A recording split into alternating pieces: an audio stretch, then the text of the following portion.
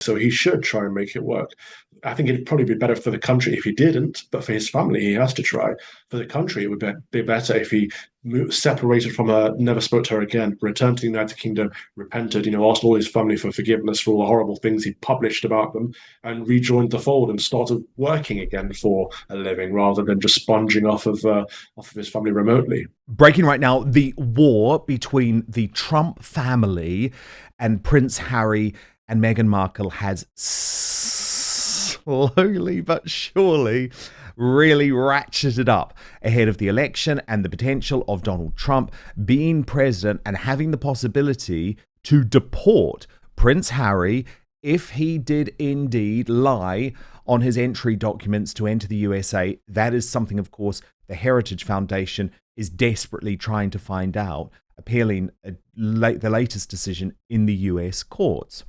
But now Eric Trump, Donald's son, has weighed into the debate, saying that Harry is the black sheep of the royal family and claiming, correctly, that Meghan Markle is very unpopular.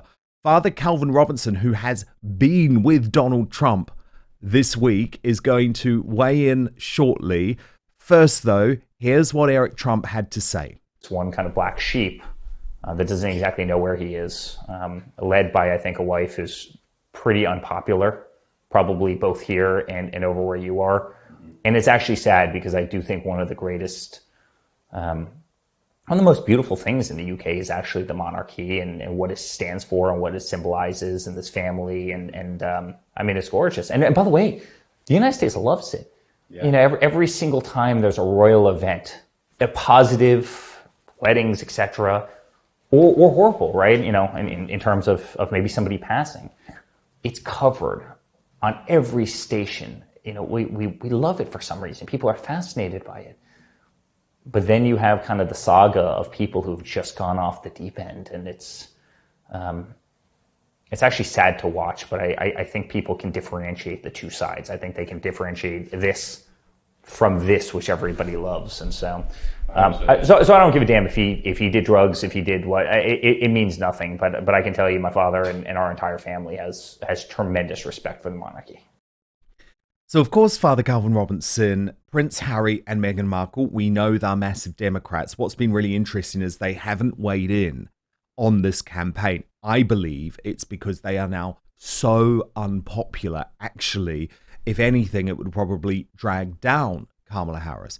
But what's interesting about this is it shows that the Trump family certainly haven't forgotten the criticism from Prince Harry and Meghan Markle. And do you think that there are genuine reasons for Harry to fear the sanctity of his right to stay in the US if indeed it is proven that he lied on his immigration documents? Oh, absolutely. I think the Heritage Foundation is a fantastic organization, and if they can get to the bottom of this, that'll be good for everyone because it's about equality under the law. Just because he's a prince of the United Kingdom does not mean he can come to America illegally. If he lied on his entry forms, he should be deported. I've said this many times, we should deport foreign criminals. That includes here in America too. And so, yes, Harry should be worried, but I think he's got more important things to worry about right now, such as keeping his family together and or resolving the situation between him and Meghan. Yeah, what do you make of that, Calvin? Because this week, even the local newspaper in Montecito, the Montecito Journal, has reported on the growing rift. I think it's quite sad, but I said at the beginning, it was a mistake, but he's committed to that now. So they're in a lifelong, indissoluble union. They are husband and wife. That can never be separated. If they do separate, then that means he cannot marry again. And well, I suppose she probably could because she doesn't care about that kind of thing. But it means he is her second husband. He is. But from a religious perspective, though, given that he is one of the heirs to the throne and he's a member of the Church of England, even though she is proven to be such a despicable human being, you would still say, Harry, you've got to try and make this work? His duty is to his wife and his children, absolutely. So he should try and make it work. I think it'd probably be better for the country if he didn't, but for his family, he has to try. For the country, it would be better if he separated from her, never spoke to her again, returned to the United Kingdom, repented, asked all his family for forgiveness for all the horrible things he published about them, and rejoined the fold and started working again for a living rather than just sponging off of his family remotely. There was more from Eric Trump, Father Calvin. This was the interview with the Daily Mail, of course. Let's have a watch. Truthfully, I don't give a damn about Prince Harry, and I don't think this country does either. I will say that, my father loved the Queen, and I think the monarchy is like an incredibly beautiful thing. We've known the King forever. In fact, when I was just digging through a photo album not too long ago, and I came across a great picture of him literally with my father. I'm probably 6 years old in the lobby of Mar-a-Lago, in the front entrance of Mar-a-Lago, and it's special. I mean, we've known him forever. You know, the monarchy is a beautiful thing. I think Harry's done a huge detriment to it. He moved to the U.S. I'm not sure how well received he's been over here. He doesn't really exactly know, I don't think, where he is. But if you kind of cast him aside from that family, the family's been incredible. Interesting, isn't it? The black sheep of the family. And is that how they are now viewed in the US, Calvin? It's mixed. So you find the liberals, you find the Dems, and they will be fans of Harry and Meghan, but you find the ordinary people, and they won't like them just as much as we dislike them. So it's very similar to what we see in the UK. The liberals side with the liberals, and the normal people side with the normal people. But what I find interesting about Eric's comments there is that he's saying how much the Americans love the royal family, and that's so true. I spoke. Was it yesterday? Day before yesterday, I spoke on stage just before Trump got on. I was saying to everyone, I hail from your motherland, and there is that kind of, in a joking way, but there is that kind of paternal relationship we have with the US, in that they do look at our monarchy in a kind of longing way, right? So they understand what they once had, and they were escaping the tyranny of the establishment. But now they found that they still have an establishment, and it's still tyrannous, right? But they don't have the monarchy anymore. So they lost some of the treasures of it whilst escaping for freedom. And I think there will always be that relationship between Great Britain and America. I know, but it gets so confused, though, doesn't it? The whole thing, when you have these institutions trying to embrace woke ideology, which is something that Prince Harry and Meghan Markle were trying to push the late Queen Elizabeth II to. Now, Queen Elizabeth II, Calvin, as we both know, she wasn't having any of it. She just wasn't interested in their wokery. She wasn't interested in their compromise solutions. You're either in or you're out. And she would never have opened the door to discussions like reparations, for example. But the issue is that King Charles and Prince William feel like they're under so much pressure because of what were completely untrue claims from Harry and Meghan. They've admitted as much now. There was no royal racist. There was no institutional racism within the royal family. That was disgusting. But what it did is it set up the royal family to be on a really difficult path, particularly in the Caribbean. And we've seen over the past few weeks, Calvin, that is now very difficult for the royal family, because you do get this constant drumbeat for reparations. And remember, it was King Charles who said, we need to have the discussion now about slavery. Well, no, we don't. We got rid of slavery in the UK or in the British Empire, and we paid it back in 2015. So why actually have that discussion now? I just feel like there's this real caustic wokery which has started to seep into some of the language of Charles and William. I'm not criticizing them for it as such. I think they feel they have to do it. But I would say it was a folly. We have the greatest monarchy in the world historically. It's one of the best institutions in the world, and other countries look at our monarchy and think, how did they manage to hold on to that? You look at some European countries that still do have monarchy. They're nothing like ours. They sit in an office like this, like ordinary people. They've lost all the pomp, they've lost the ceremony, and they've lost the prestige and the tradition and the heritage of it all. And it's just become almost another political position, whereas we've managed to maintain a lot of the good treasures of the past through our monarchy. And so it would be a great shame to lose that. But what we see happening with the monarchy is very similar to what we see happening with the Church of England. And I think we have to remain relevant. How can we be relevant? Let's do what they're doing over there. And so, just as the Church of England chases wokeness, the monarchy is looking down that direction too and saying, can we update? Can we get, with the times? No, don't get with the times, because you are not about the times. You're bigger than the times. You are our link to 1066 and our link to 957. Like, you are our link to our history, the foundation of our country. We've always had an anointed king.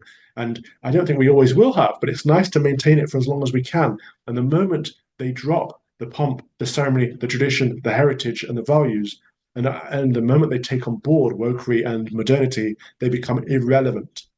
So in chasing relevancy, they will make themselves irrelevant. Yeah, no, I think that's such a good warning.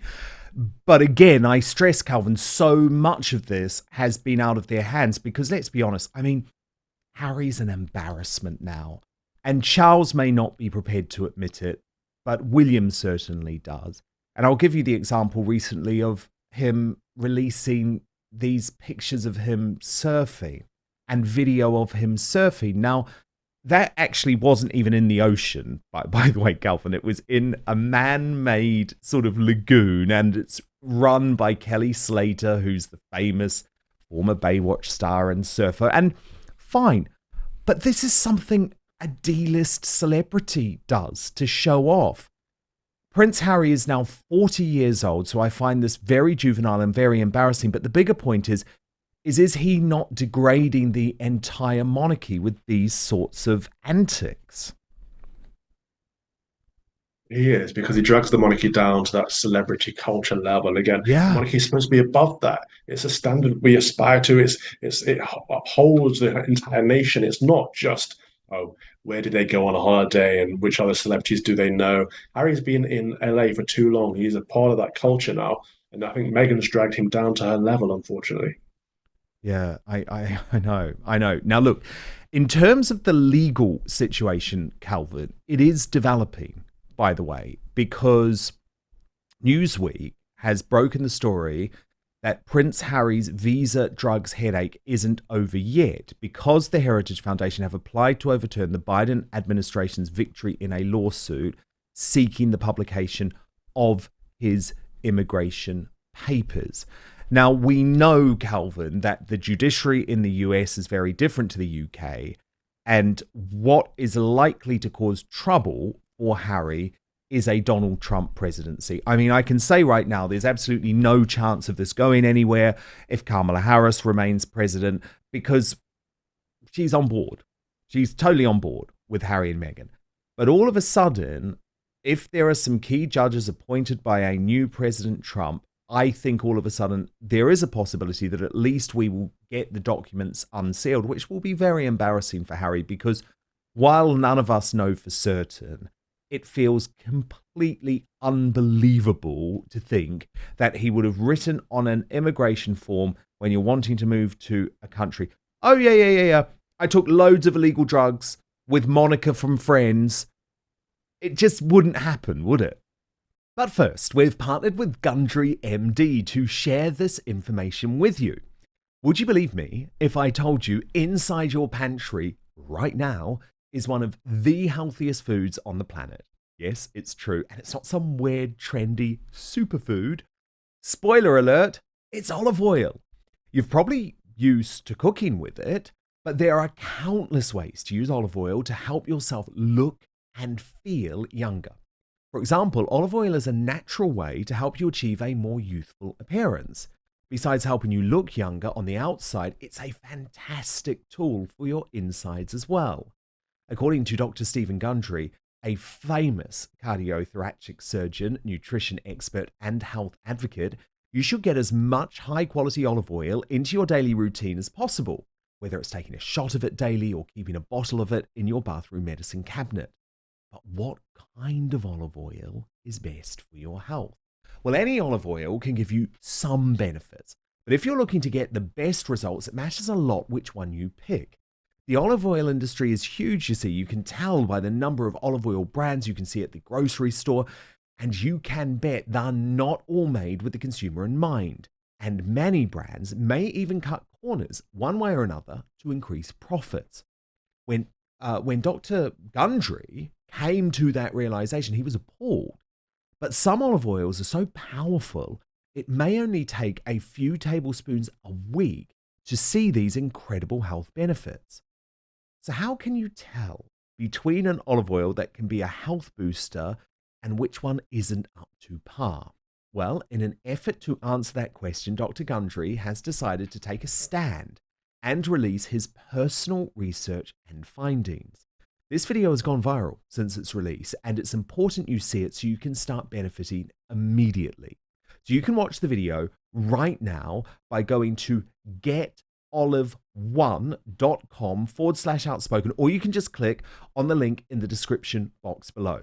So that's getolive1.com/outspoken, or you can just click in the description box below on the link.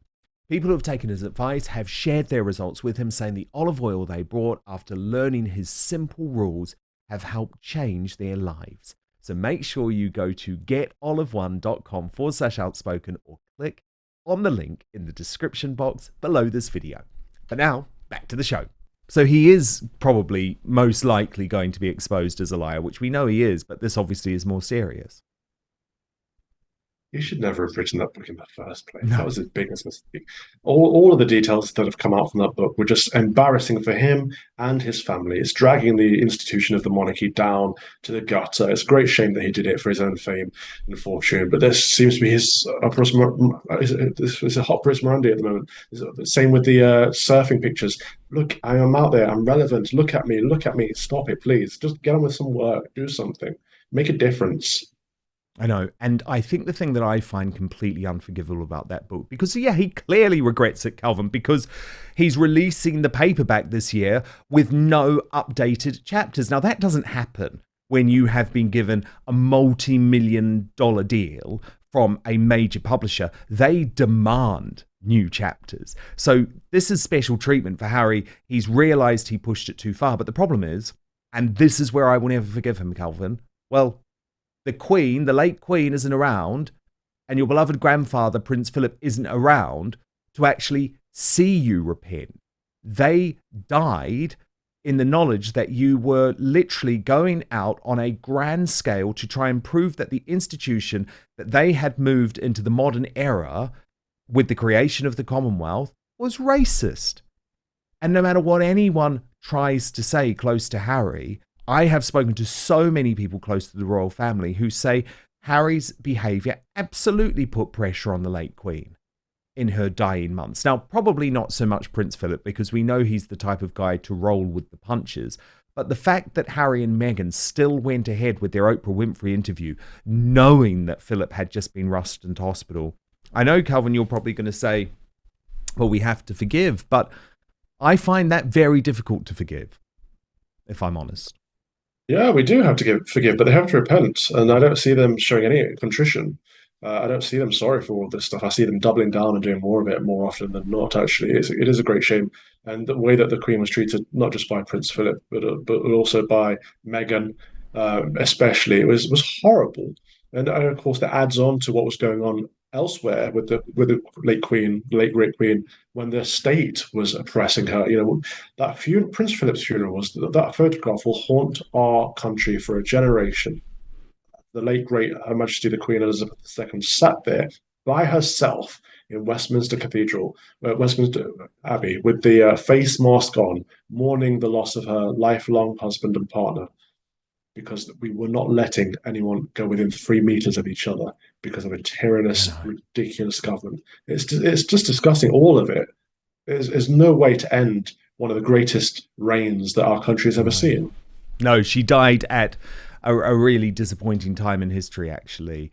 But I do think, at least, hopefully, she died in the knowledge that the public had turned on Harry and Meghan and that they were not believing the claims that they were making. Now, of course, we're speaking about the Trumps, Calvin, and I just cannot get over the brilliant footage of you with the Donald this week on your birthday on stage. Which state were you in, Calvin? That was in Atlanta, in Georgia. in Atlanta, Georgia. Yes. And so talk to me about the mindset of the Donald. This was obviously a religious event, but was he aware that you were British, for example? Because there's so much interest, I guess, in terms of how Trump is going to deal with a two-tier care administration. I saw Donald Trump Jr. lash out at what was going on in the UK just this week. Oh yeah. So I won't say what he said to me on a one-to-one level because I believe in trust, and I didn't say I was there as a journalist. I was there to pray for and with him. But what I will say is that I did tell him that I was from England, and I told him of the dire straits of the United Kingdom at the moment, and that we are all looking at America and hoping that he gets in because it will make a difference for all of us. It's so important. And I will say that he understood that. And on the stage, just before that moment where he saw me dancing, he was talking about his faith journey. And he was answering questions that I haven't actually seen him answer before publicly. So that was very good. But he was telling us how he came to believe in Christ, how he was raised a Christian. He was telling us that how important his faith is and what it meant to him having almost been assassinated, and what it meant for him going forward in politics, and how he was going to govern essentially if he gets back in. And all of it showed me that he has a humanity that he doesn't always show publicly. He has a level of personality that, obviously he's got a lot of charisma, but behind that, there is a very real human being who has been on a journey. And I think this time around is going to make much more of an impact than he did last time, and for the better. And where are you going to be watching the election results, Calvin? I don't know yet. I honestly don't know, but we'll see. It's going to be interesting. I do know that I'm going to have a live stream on lotuseaters.com, so that should be good fun. Oh, brilliant. Okay, excellent. Well, we'll definitely be tuning into that. Thank you so much for watching Dan Wootton Outspoken. Please click on my face just to the bottom left to subscribe to this brand new independent news source, and turn on the notification bell so you'll be alerted to our brand new live shows, uncancelled interviews, and special royal episodes. Outspoken is also now available as a podcast, so you can listen to the show every weekday on the go, wherever you are.